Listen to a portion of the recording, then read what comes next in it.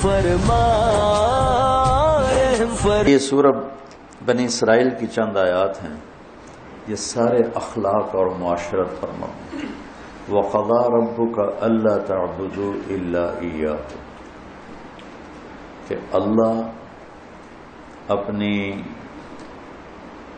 اپنے لیے جو مطالبہ کر رہا ہے، جہاں والدین کا اور اللہ کا مطالبہ اکٹھا آتا ہے تو اللہ اپنا مطالبہ مختصر کر دیتا ہے، مختصر ایک جملہ۔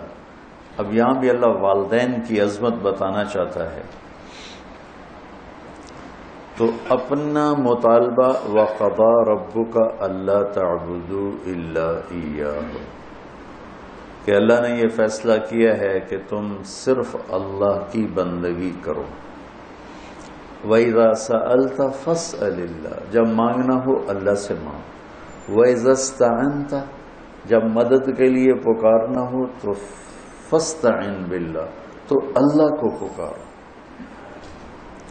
اور باقی جو فرائض اللہ نے بتائے ہیں عبادات، وہ اللہ نے فرمایا کہ اِلَّا إِيَّاهُ، تو میرا رب کہتا ہے بندگی صرف اللہ کی ہے۔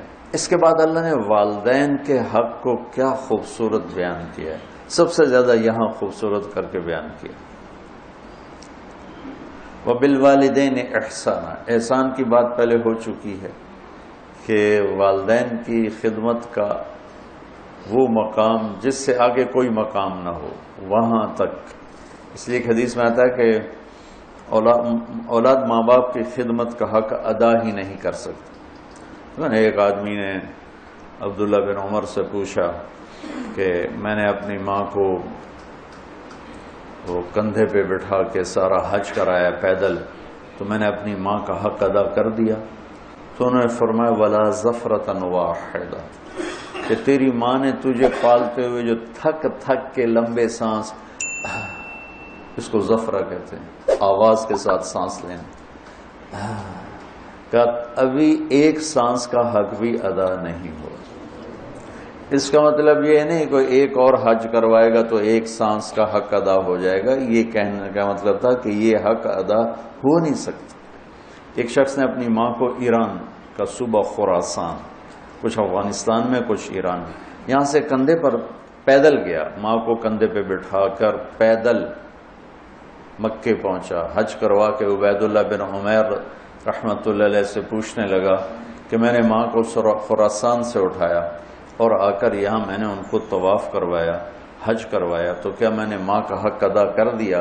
تو انہوں نے فرمایا وَلَا طَلْقَةً وَاحِدَةً۔ طلقہ کسے کہتے ہیں؟ لہر کو، جو درد کی لہر آتی ہے بچہ پیدا ہوتے ہوئے عورت کے اندر، جو درد، ان لہروں سے بچہ حرکت کرتا ہے، باہر آتا ہے، وہ درد اتنا شدید ہوتا ہے کہ عورتوں کی چیخیں نکلتی ہیں، اور وہ بعض کا 2-2 گھنٹے وہ دردیں چلتی ہیں، کئیوں کو پورا دن چلتی ہیں، کئیوں کو 2-2 دن چلتی ہیں، مختلف ہیں حالات کے لحاظ سے۔ تو وہ جو ایک درد آ کے تھوڑا وقفہ آتا ہے، اس درد کو طلقہ عربی میں کہتے ہیں۔ تو وہ انہوں نے فرمایا کہ ابھی اس ایک درد کی لہر کا حق بھی ادا نہیں ہوا۔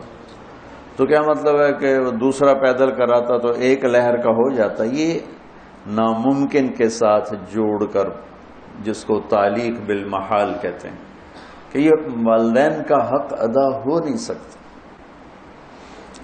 ایک حدیث مجھے یاد آ رہی کہ آپ نے فرمایا کہ والد کے حق ادا کرنے کی ایک ہی شکل ہے کہ اسے غلام دیکھے تو خرید کے آزاد کر دے۔ اس میں بھی یہ اشارہ ہے کہ یہ حق ادا ہو ہی نہیں سکتا، چونکہ جو بھی اپنے باپ کو خریدے گا وہ خود بخود آزاد ہو جائے گا۔ تو وہ شرط لگائی جو ہو ہی نہیں سکتی، تو جب شرط نہیں ہو سکتی تو مشروط بھی نہیں ہو سکتا، نہ 9 من تیل جلے گا، نہ رادھا ناچے گی۔ تو یہ جب شرط نہیں ہے تو مشروط نہیں۔ جب وہ اپنے باپ کو آزاد کر ہی نہیں سکتا، خریدے گا تو خود ہی آزاد ہو جائے گا، تو لہٰذا باپ کا ماں کا حق ادا ہو ہی نہیں سکتا۔ لہذا جتنا اپنے آپ کو کھپا سکتے ہو کھپا لو۔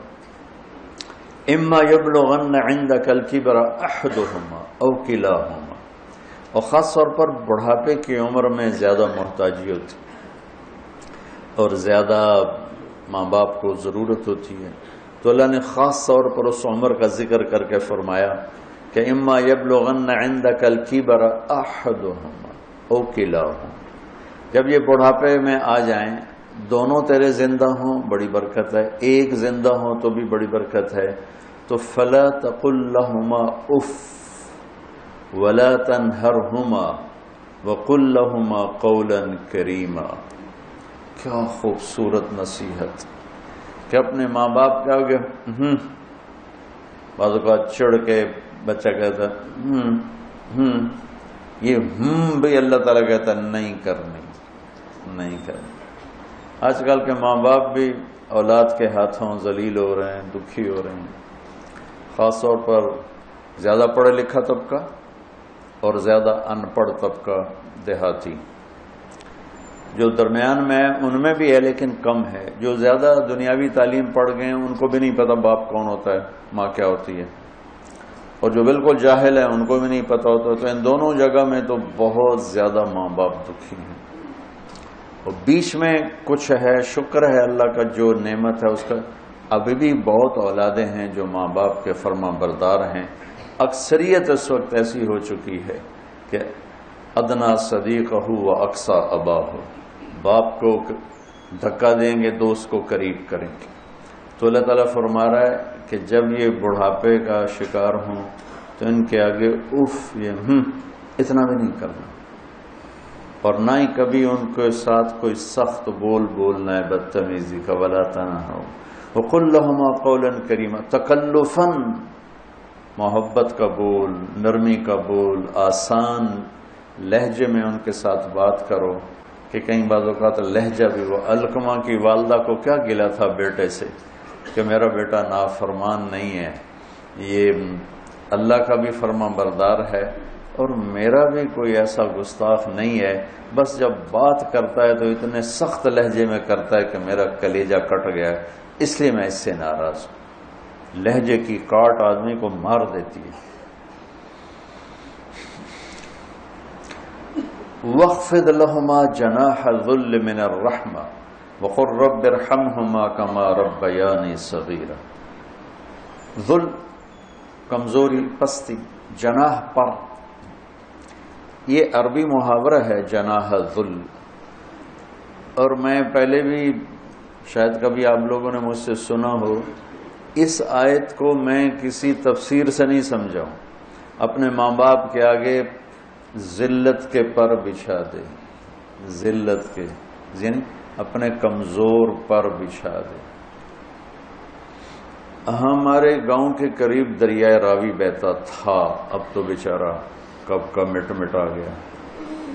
تو دریاؤں کا کنارہ جنگل گھنا، سورج نظر نہیں آتا تھا، اتنا درخت ایسے ملے ہوتے تھے. تو ہم بالکل اوائل عمر میں ہم وہاں شکار کھیلنے جاتے تھے سارے کزن مل کر. تو وہ ہم 7-8 ہم کزن ہو جاتے اور باقی نوکر ہوتے. اور وہاں جنگل میں ایک گاؤں تھا بوپڑیاں، وہاں ایک چاچا سردارہ رہتا تھا، ہمارے تایا جان کا دوست تھا. اس کے 2 کچے کوٹھے ہم جا کے قبضے میں لے لیتے، ایک میں سامان راشن نوکر اور دوسرے میں ہم کزنز بھائی وغیرہ ہم اس میں ہوتے تھے. تو ہم صبح نکلتے شکار کے لیے اور عصر کے بعد واپس آتے تو 50-60 تیتر روزانہ ہی ہم مارتے تھے. بے شمار تیتر ہوتا تھا. پھر اس کو کسی کو بھون کر کسی کو پکا کر وہ ایک شغل ہو جاتا تھا. تیتر پکدے پہنتے، تیتر بھوندے پہنتے. وہ جو چاچا سے جنگل میں چلتے چلتے فجوہ کھلی جگہ آ جاتی تھی، بالکل پلین، کچھ بھی نہیں وہاں، اور دائیں بائیں اسی طرح گھنا جنگل. تو وہ جگہ ہوتی تھی شکار کی. چاچا سردارہ جو تھا مرحوم، وہ تیتری کی آواز نکال لیتا تھا. تو مادہ تے مذکر تھا، مردہ ہی مردہ مادہ تے نر نے تو جانا ہی جانا. تو وہ چاچا وہ جھاڑیاں لے کر نا، جھاڑیوں کے ٹہنیاں کاٹ کے کافی ساری، تو وہ میدان میں تھوڑا سا پیچھے ہو کے بیٹھ کے نا جھاڑیوں کے پیچھے بیٹھ کے تیتری کی آواز نکالتے، تو اس آواز پر نہ ایسے تیتر مست ہو کے نکلتے تھے، وہ ایسے جگہ بھر جاتی تھی۔ تو وہ ہمارے پاس وہ بندوقیں ہوتی تھیں، کارتوس چھوٹا چھرا ہوتا تھا، تو ہم فائر مارتے تھے، ٹھا ٹھا ٹھا ٹھا ٹھا ٹھا، وہ اندھا دھندی فائر ہوتا تھا، تو کسی کو جس کی زندگی باقی ہوتی تھی اس کو نہیں لگتا تھا، وہ اڑ جاتا تھا، اور جنہوں نے ہمارے مقدر میں ہونا تھا ان کو لگ جاتی تھی، تو وہ یوں اوپر جا کے نیچے گرتے تھے ایسے، کسی کو بہت زور کا لگا تو وہیں گر جاتا، اور کسی کو ایسے سینے میں دل میں ایسا نہیں لگا، دائیں بائیں لگا تو تھوڑا اڑتا اور پھر گرتا، اور گر کے اس کے پر یوں ہو جاتے اور سر اس کا یوں ہو جاتا تھا، ایک طرف ٹانگیں ہو جاتی، ایک طرف اس کا سر ہو جاتا، ایک طرف اس کے بازو ہو جاتے، اس کے پر۔ میں اس آیت کو اس منظر سے سمجھا ہوں، جناح الذل من الرحمہ۔ اب کسی تفسیر کی بات نہیں بتا رہا ہوں کہ اللہ تعالیٰ کہہ رہا ہے جیسے پرندہ زخمی ذبح ہونے کے لیے اپنے آپ کو پیش کرتا ہے، ماں باپ کے آگے اپنے آپ کو پیش کرتا ہے، من الرحمہ، محبت کی وجہ سے، رحمت کی وجہ سے، مجبوری کی وجہ سے، تو وہ بھی زبان حال سے کہہ رہا ہوتا ہے بھی ہن جو مرضی کا میں کو کے کھا تو میں ایویں کھا، ہن تو میں تیرے حوالے ہاں کہ میرے پروں میں جان نہیں ہے، پروں میں جان نہیں ہے۔ تو یہی تعبیر، ورنہ ہمارے کوئی پر تو نہیں، ہمارے تو بازو ہیں، بازو بچھا دو، ترجمہ تو ایسے ہی کرتے ہیں کہ اپنے بازو بچھا دو۔ بازو بچھانا بھی محاورہ ہے، مطلب ہے کہ ان کے سامنے پوری طرح جھک جاؤ، اور پھر ان کو وقر رب ارحمہما کما ربیانی صغیرا، یا اللہ انہوں نے جیسے مجھے پالا بچپن میں تو ان پر رحم فرما۔ ابو ہریرہ رضی اللہ عنہ روزانہ صبح جب گھر سے نکلتے تو اپنی ماں کو کہتے السلام علیک یا اماں رحمک اللہ کما ربیتنی صغیرا، اور آگے وہ کہ ورحمک اللہ یا بنی کما بررتنی کبیرا، وہ آگے یہ کہتے ورحمک اللہ یا بنی کما بررتنی کبیرا، یہ ماں بیٹے کا تعلق۔ اللہ کے نبی نے اس خواہش کا اظہار فرمایا کہ اگر میری ماں زندہ ہوتی اور میں عشاء کی نماز کے مصلی پہ کھڑا سورہ فاتحہ پڑھ رہا ہوتا اور ادھر سے آواز آتی محمد، تو میں اپنی ماں کے لیے نماز توڑ دیتا۔ تو والدین کا حق اللہ تعالیٰ نے یہاں بڑا خوبصورت کر کے بیان کیا ہے۔ پھر وَآتِ ذَا الْقُرْبَى حَقَّهُ وَالْمِسْكِينَ وَابْنَ السَّبِيلِ وَلَا تُبَذِّرْ تَبْذِيرًا إِنَّ الْمُبَذِّرِينَ كَانُوا إِخْوَانَ الشَّيَاطِينِ وَكَانَ الشَّيْطَانُ لِرَبِّهِ كَفُورًا۔ سخاوت کا باب آ گیا پھر کہ مسکین کو، ضرورت مند کو، حاجت مند کو خرچ کرو۔ خرچ کرنا اللہ سے مانگو کہ اللہ تعالیٰ تمہیں خرچ کرنے کا حوصلہ دے، لوگوں کی خدمت۔ ایک شخص نے آ کر کہا یا رسول اللہ ارید ان اکون خیر الناس، میں چاہتا ہوں سب سے بہترین انسان بن جاؤں، تو آپ نے فرمایا کن نافعا للناس تکن خیر الناس، لوگوں کو نفع پہنچایا کر، لوگوں کی خدمت کیا کر، تو سب سے بہترین انسان بن جائے گا، سب سے اعلیٰ درجے کا انسان بن جائے۔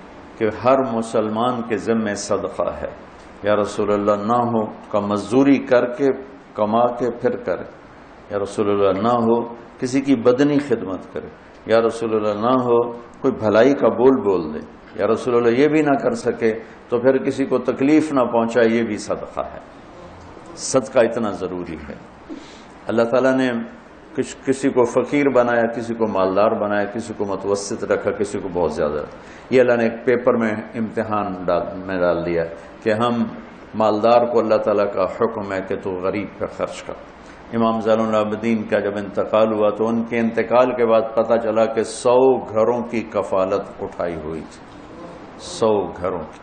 جب ان کو غسل دے رہے تھے تو ان کی کمر پہ مزدوروں کی بوریاں اٹھانے کے نشان تھے، تو یہ عقدہ حل نہ ہوا کہ یہ تو شہزادے تھے دین و دنیا کے، تو ان کی کمر پر بوری اٹھانے کے نشان کیوں ہیں؟ تو پھر آہستہ آہستہ پتہ چلا کہ 100 گھروں میں روزانہ رات کو چپکے سے اٹھتے اور راشن کی بوریاں خود اٹھاتے، حالانکہ اتنے ان کے غلام تھے، راشن کی بوریاں خود اٹھاتے اور جا کے ان کے گھروں میں پھینک کے آ جاتے، کسی کو ان کی موت تک پتہ نہیں چلا کہ ہمیں راشن دینے والا ہے کون۔ تو میرے اللہ کو یہ صفت پسند ہے، آت ذی القربى حقہ والمسکین وابن السبیل ولا تبذر تبذیرا۔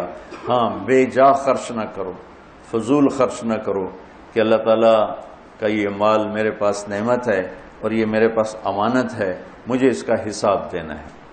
اور حساب دینے کے لیے صرف یہ نہیں کہ رزق حلال کمانا ہے، حلال کما کے پھر خرچ کیسے کرنا ہے اس کا بھی حساب ہوگا۔ تو اس وقت اتنا مالدار لوگ خرچ کر رہے ہیں، لیکن اتنا فضول جگہ، اتنی غلط جگہ، فضولیات پر، نافرمانی پر۔ نافرمانی میں جو خرچ ہوتا ہے وہ اللہ کو ناپسند ہے۔ اطاعت اور فرمانبرداری کا خرچ اللہ کے ہاں پسندیدہ ہے، اس کی واپسی بھی ہے۔ تو اللہ تعالیٰ فرماتے ہیں خرچ کرو، لیکن نافرمانی میں خرچ نہ کرو۔ وَإِمَّا تُعْرِضَنَّ عَنْهُمُ ابْتِغَاءَ رَحْمَةٍ مِّن رَّبِّكَ تَرْجُوهَا فَقُل لَّهُمْ قَوْلًا مَّيْسُورًا۔ اب آپ کے پاس تو کبھی ہوتا ہی نہیں تھا، لوگ آپ سے آ کے مانگتے تھے، تو اللہ تعالیٰ کتنی رعایت کر رہا ہے مانگنے والوں کی، فقیروں کی۔